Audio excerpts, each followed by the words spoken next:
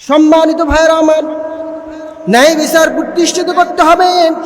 এই ন্যায় বিচার প্রতিষ্ঠিত করতে গিয়ে যদি পিতার বিরুদ্ধে যদি সাক্ষী দিতে হয়, সাক্ষ্য দিতে হয়, তারপরেও দিতে হবে নিজের আত্মীয় স্বজন যারা আছেন তাদের পক্ষে নিয়েও যদি, তাদের বিপক্ষে গিয়ে যদি সাক্ষ্য গ্রহণ করতে হয় ন্যায় ইনসাফপূর্ণ বিচার প্রতিষ্ঠা করার জন্য, তাহলেও সাক্ষী দিতে হবে নিজের আত্মীয় স্বজনের বিপক্ষে। বলেন ঠিক কিনা? আসুন আল্লাহ পাক রব্বুল আলামিন এই ন্যায় বিচার প্রতিষ্ঠা করার জন্য কোরআনুল কারীমের ভিতরে কি ঘোষণা করেন। আল্লাহ পাক রব্বুল আলামিন বলেন, ইয়া আইয়ুহাল্লাযীনা আমানু কুনু কাওয়ামিনা বিল কিসতি শুহাদাআ লিল্লাহি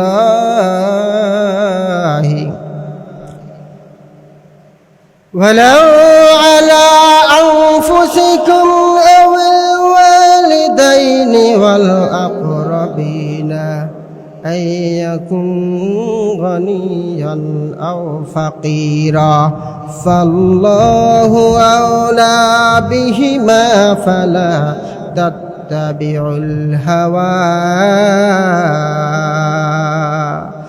আন তা'দিলু ওয়া ইন তালু আও তা'রিদু ফাইন্নাল্লাহা কানা বিমা তা'মালুনা খাবীরা।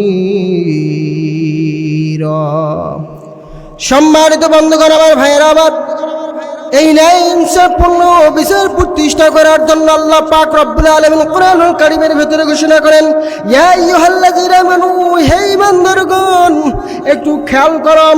ন্যায় ইনসাফপূর্ণ প্রতিষ্ঠা করার জন্য, বিচার প্রতিষ্ঠা করার জন্য আল্লাহ পাক রব্বুল আলামিন বলেন ঈমানদারকে ডাক দিয়ে, কুনু কাওয়ামিনা বিল কিসতি শুহাদাআ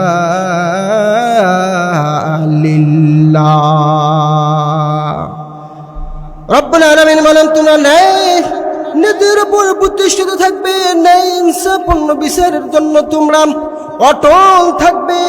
আল্লাহর ওয়াস্তে তোমরা সদা সত্য কথা বলবে, সদা সাক্ষ্য প্রদান করবে। আল্লাহ পাক রব্বুল আলামিন বলেন, ওয়ালা আলা আনফুসিহিম আবিল ওয়ালিদাইনি ওয়াল আকরাবিন। রব্বুল আলামিন বলে, বান্দা তুমি আল্লাহ তাআলার কথা মতো আল্লাহ তাআলার সাথে তুমি ওয়াদাবদ্ধ। তোমাকে ওয়াদা করার জন্য আল্লাহ পাক রব্বুল আলামিন বলছেন, তুমি সদা সত্য কথা বলবে। এই সদা সত্য কথা বলতে গিয়ে যদি তোমার পিতার বিপক্ষে চলে যায়, তোমার আত্মীয় স্বজনের বিপক্ষে চলে যায়, তোমার বংশের মানুষের বিপক্ষে চলে যায়, তারপরে তোমাকে সত্য সাক্ষ্য গ্রহণ করতে হবে। সম্মানিত ভাইরা আমার, আল্লাহ পাক রব্বুল আলামিন বলেন, ইকুম গানিয়ান আও ফাকিরা ইকুম গানিয়ান আও ফাকিরা ফাল্লাহু আওলা বিহিমা ফালা তাত্তাবিউল হাওয়া। আল্লাহ পাক রব্বুল আলামিন বলেন, বান্দা কেউ যদি ধনী কিংবা গরিব হয়, তবে আল্লাহ তাদের হিতাকাঙ্ক্ষী। আনতা দিল ওয়াইন্না তালওয়া আও তুরিদু। আল্লাহ পাক রব্বুল আলামিন বললেন, তোমরা বিচার করতে গিয়ে কুপ্রবৃত্তির দাসত্ব করো না, কারো কথা শোনো না, কোন রাজা বাদশার কথা শোনো না, কোন মন্ত্রী এমপির কোনো কথা শুনবে না, কোন আমলার কথা শুনবে না, কোন গামলার কথা শুনবে না। কে আদেশ করেছেন? আল্লাহ পাক রব্বুল আলামিন। আল্লাহ পাক রব্বুল আলামিন বলে, বান্দা আমি তোমাকে আদেশ করলাম, যদি তারপরে তুমি ঘুরিয়ে পেঁচিয়ে কথাগুলো এনিয়ে বেনিয়ে ন্যায় কথাগুলো, হক কথাগুলো, সত্য কথাগুলোকে গোপন রাখো, আমি আল্লাহ পাক রব্বুল আলামিন তোমরা কি করো, তোমরা কি সাক্ষী দাও, তোমাদের অন্তরের ভিতরে কি আছে, আমি আল্লাহ পাক রব্বুল আলামিন সব কিছু খবর রাখি। আল্লাহু কানা বিমা তা'মালুনা খাবীর। সম্মানিত ভাইরা আমার, আজ এই বিচারের নামে এই বাংলার জমিনে অসংখ্য অগণিত আলেমদেরকে ধরে ধরে মিথ্যা সাক্ষ্য দিয়ে তাদেরকে ফাঁসির কাষ্টে ঝুলাইছেন, কারাগারের ভিতরে রেখে দিয়েছেন। বলেন ঠিক কিনা এই জালেম সরকার? সম্মানিত ভাইরা আমার, আল্লাহর নবী সাল্লাল্লাহু আলাইহি ওয়াসাল্লাম হাদিস শরীফের ভিতরে ঘোষণা করেন, তিন শ্রেণীর বিচারক রয়েছে। এই তিন শ্রেণীর বিচারকের ভেতরে এক শ্রেণীর বিচারক জান্নাতের ভেতরে যাবে। এক শ্রেণীর বিচারক কোথায় যাবে বলেন দেখি? জান্নাতের ভিতরে যাবে। আর দুই শ্রেণীর বিচারক জাহান্নামের ভিতরে যাবে। এক শ্রেণীর বিচারক যারা, আল্লাহ নবী সাল্লাল্লাহু আলাইহি সাল্লাম বলেন ওই বিচারকরা জান্নাতের ভিতরে যাবে। তাদের কাজ হলো ফাআম্মাল্লাযী ফিল জান্নাতি ফারাজুলুন আরাফাল হাক্কা। ওই শ্রেণীর ব্যক্তি যারা বিচারক, তারা ন্যায় ইনসাফপূর্ণ বিচার করেছে, তারা সত্যকে জানার পরে সত্য অনুযায়ী তারা বিচার ফয়সালা করেছে। কিন্তু ওই দুই শ্রেণীর বিচারক জাহান্নামের ভিতরে যাবে, তাদেরকে জাহান্নামের ভিতরে ঢুকিয়ে দেওয়া হবে। তার মধ্যে এক শ্রেণী হচ্ছে ওই শ্রেণীর বিচারক যারা সত্যকে জানার পরেও মিথ্যাভাবে তারা মানুষদেরকে হয়রানি করছে, আলেম ওলামাদেরকে জেলের ভিতরে রেখেছে, আলেম ওলামাদেরকে ফাঁসির কাষ্টে ঝুলাই দিয়েছে।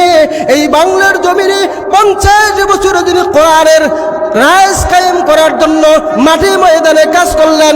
ওই ব্যক্তিটাকে বিচারের নামে প্রহসন দিয়ে ওই মানুষটাকে বিষ প্রয়োগ করে শহীদ করে দেওয়া হয়েছে। বলেন ঠিক কিনা? বলেন দেখি ওই শ্রেণীর বিচারকরা জান্নাতের ভিতরে যাবে কিনা জাহান্নামের ভিতরে যাবে? তাদেরকে আল্লাহ পাক রব্বুল আলামিন এই দুনিয়ার জমিনের ভিতরেই ধরেছেন। বলেন ঠিক কিনা?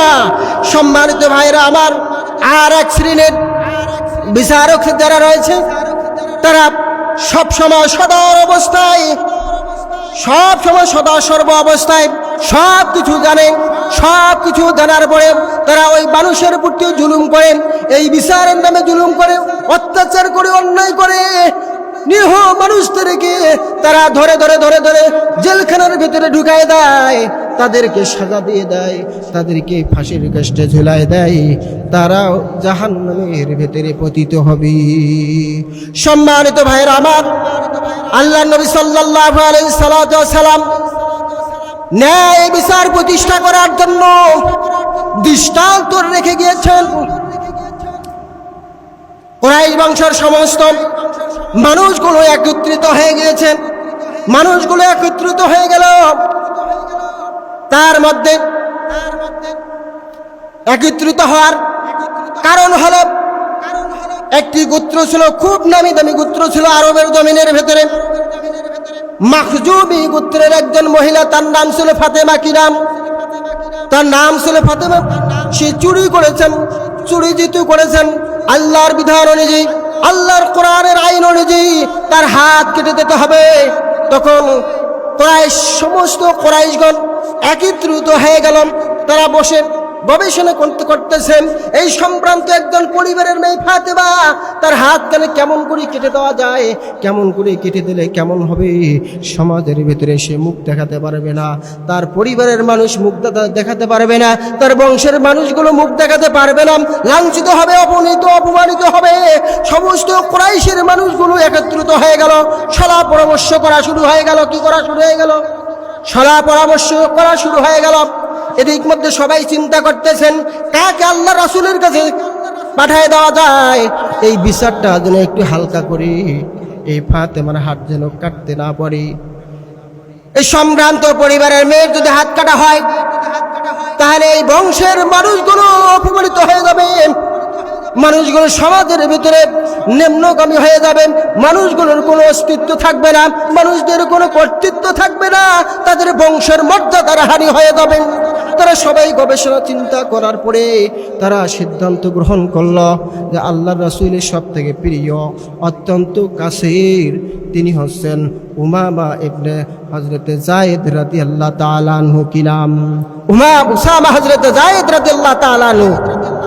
তারা সবাই সিদ্ধান্ত গ্রহণ করলাম, যায়েদকে যদি আল্লাহর নবীর কাছে বলা হয়, পাঠিয়ে দেওয়া হয়, তিনি গিয়ে আল্লাহর নবীকে বলবেন, ইয়া রাসূলুল্লাহ, ইয়া হাবিবাল্লাহ, এই আরবের জমিনের ভেতরে সব থেকে দামি দামি বংশধরের একজন মেয়ে, যার নাম হচ্ছে ফাতেমা, তিনি চুরি করেছেন, তার এখন বিধান অনুযায়ী হাত কাটতে হবে। ইয়া রাসূলুল্লাহ, ইয়া হাবিবাল্লাহ, তাকে ক্ষমা করে দেওয়া যায় কিনা?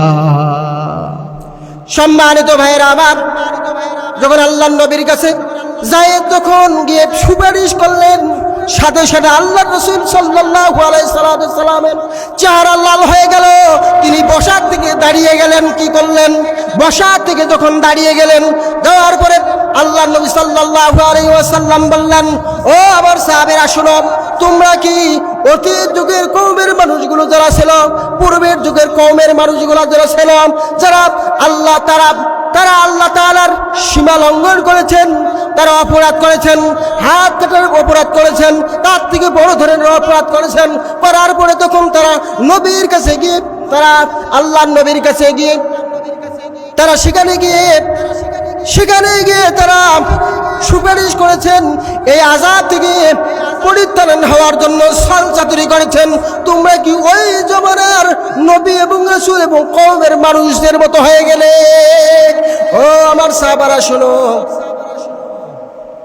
এটাই বাস্তব কথা, এটাই বাস্তব চিত্র।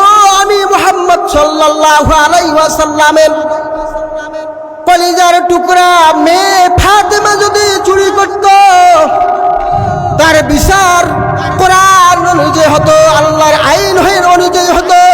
আমি মুহাম্মদুর রাসূলুল্লাহ সাল্লাল্লাহু আলাইহি ওয়াসাল্লাম নিজেই আমি আমার ফাতেমা কলিজার টুকরার হাত কানাকে কেটে দিতাম। সম্মানিত ভাইরা আমার, আল্লাহর নবী সাল্লাল্লাহু আলাইহি সাল্লাম এই রাষ্ট্রে, এই দুনিয়ার জমিনে ন্যায় বিচার প্রতিষ্ঠা করার জন্য এরকম দৃষ্টান্তর করে গেছেন। যদি তার নিজের মেয়ে ফাতেমা হতো, কলিজার টুকরা ফাতেমা হতো, তাহলে এই ন্যায় ইনসাফ প্রতিষ্ঠা করার জন্য তার হাত কেটে দিতেন।